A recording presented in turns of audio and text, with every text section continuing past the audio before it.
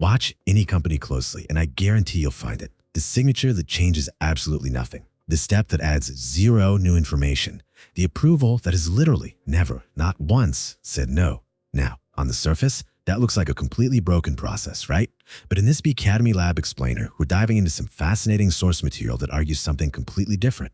It argues that this process isn't broken at all. Actually, it is doing its job perfectly. Today, we're digging into the concept of automating avoidance and looking at how modern technology is ruthlessly exposing the psychological safety nets we've all built into our daily work. So, picture this. Imagine a company that's trying to automate a workflow. The team gets together in a conference room. They're mapping out every single step on a giant whiteboard. And eventually, they hit that inevitable signature step. Someone asks one innocent, totally logical question to the room. Hey, what does this approval actually catch? They're expecting a list of quality control checks or error rates or compliance standards. And instead, crickets. Total silence. Now, what is so wildly fascinating about that exact pause is the profound psychological truth hiding inside of it. Nobody can actually remember the approval ever catching anything. But, and here's the kicker, nobody wants to remove it either. Because think about it, if the step does literally nothing, why is everyone so attached to it?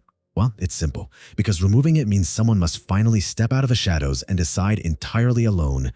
So, bringing us back to that crucial point, this process isn't broken. It's doing its real job perfectly by protecting the people involved. It completely shatters this myth we've all been sold. An approval is not a quality check. It is blame insurance. That signature doesn't say, hey, I guarantee this is correct. What it really says is, hey, if this goes horribly wrong, it is not only my fault. Our corporate structures, it turns out, aren't just built for efficiency. They are deeply, inherently wired to manage human anxiety and distribute risk. Let's really think about what blame insurance actually is in practice. It's a step, right? A step that doesn't verify correctness, but rather ensures that if a decision goes south, the fault gets scattered among multiple people. It's a psychological shield. And this brilliantly illustrates why that rubber stamp exists. When you introduce automation into the mix, well, a machine doesn't need that shield. But humans, we definitely do. So trying to automate a workflow doesn't just replace some boring manual task. It actively threatens to strip away the very insurance policy that keeps everyone comfortable. There's this quote from our source material that I absolutely love, and it hits the nail right on the head. People don't ask for approval to get better decisions. They ask so the decision won't be only theirs. Just let that sink in. It beautifully captures the absolute core of human avoidance psychology. It shows us that taking action is incredibly easy, right up until someone actually has to own the outcome. It's a fundamental human truth that has survived for decades, even as our shiny new tools have evolved. We build these massively complex systems not just to get the work done, but to postpone commitment and just avoid the sting of a solitary failure. And you know where this avoidance psychology loves to hide? It hides right behind a sentence that every single company confidently repeats, "Oh, we have a system for that." Come on, you hear it in every meeting, in every single onboarding session. We all love to believe our businesses are these perfectly engineered machines with effortless, magical data flows. But the sources reveal a reality that is much messier and, honestly, highly human, lurking just beneath that polished surface. Because when you actually look closer at these supposedly integrated systems, you almost always find a hidden human bridge holding the entire thing together. Officially, sure, your documentation says work flows seamlessly from System A over to System B, but actually, the work flows through Maria. Companies don't have perfectly integrated systems. They have human bridges that are entirely invisible on the official org chart. Let's break down what Maria is actually doing behind the scenes every day. She's downloading data from one clunky tool just to upload it to another. She is manually copying numbers into a giant spreadsheet every single Friday afternoon.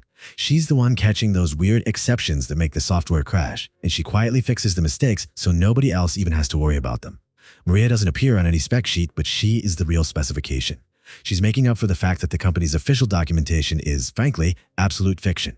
She's the glue holding the everyday entropy of the business at bay. So, I want you to ask yourself right now, where is the human bridge in your company? I'm guessing you probably thought of their name immediately. That's the tell. And the crazy part is, companies usually only discover this incredibly vital person at the absolute worst possible moment, like when they leave for a 2-week holiday or when the company brings in consultants to try and automate everything. Because the very first thing an automation project hits isn't some technical firewall, it's Maria, and a machine simply cannot replicate all of her silent, undocumented intuition. And this brings us to a frankly staggering piece of data from the source material regarding enterprise generative AI pilots. 95% of them deliver zero measurable return. 95%. Just think about that. We are living through one of the greatest technological booms in human history. Our tools are getting exponentially better by the day, yet almost all of these corporate pilot programs fail to produce any real ROI. Why? Well, it ties directly back to our human bridges and that good old blame insurance. The answer really lies in this powerful insight. A pilot with no owner is an avoidance instrument. Think about how incredibly easy it is to approve an AI pilot. Nobody really has to own the result. It gets you a nice flashy headline in the company newsletter, everyone pats themselves on the back. But launching a fully integrated product into actual production, that means someone has to put their name on it. Someone has to own the consequences if the whole thing breaks. The pilot isn't a stepping stone towards shipping, it's just another clever way to avoid making a real decision. So why do these AI pilots really fail? It has very little to do with the code. It is not a software problem. The hard part, the really terrifying part for organizations, is that automation actively removes the human hiding places. Remember our blame insurance? A machine cannot accept blame. Suddenly, every single step in a process must clearly explain exactly what it does. AI practically forces companies to sit down, read their own fictional documentation, and realize it's completely made up. The system demands a named owner, which, in a culture of avoidance, is totally terrifying. Which brings us to this unavoidable, incredibly clarifying truth. AI didn't create your bottlenecks, it just turned on the lights. It didn't break your process, and it didn't magically make your employees less efficient. All it did was make the existing underlying rituals of avoidance cheap and obvious enough for everyone to finally see. AI agents are basically forcing companies into the most uncomfortable, accidental audit they will ever undergo. They are holding up a massive mirror to the way we actually work. So how do we actually fix this? How do we survive this new era of work? Well, the sources lay out a very clear path for building a truly automated business. Step 1, you have to uncover the human bridges. Go find the Marias and document how the work actually gets done. Step 2, assign a named owner who genuinely accepts responsibility for the outcome. Stop treating technology integration like a standard software deployment, it's real organizational change. And step 3, maybe the most important of all, stop automating your avoidance. We have to stop using these clunky, overly complex systems as a convenient substitute for true, high-agency decision-making. I leave you with this final, somewhat uncomfortable thought to examine in your own day-to-day workflow. What is the approval in your world that has never once said no? Seriously, think about it, because once you identify it, you have found your avoidance. I encourage you to be bold. Finally rip out those steps that only exist to hide from accountability. In a world moving this insanely fast, clarity and true ownership are pretty much the only real competitive advantages we have left. Thanks so much for joining me on this Burkett at My Lab explainer, and I challenge you to go out there and truly own your decisions today.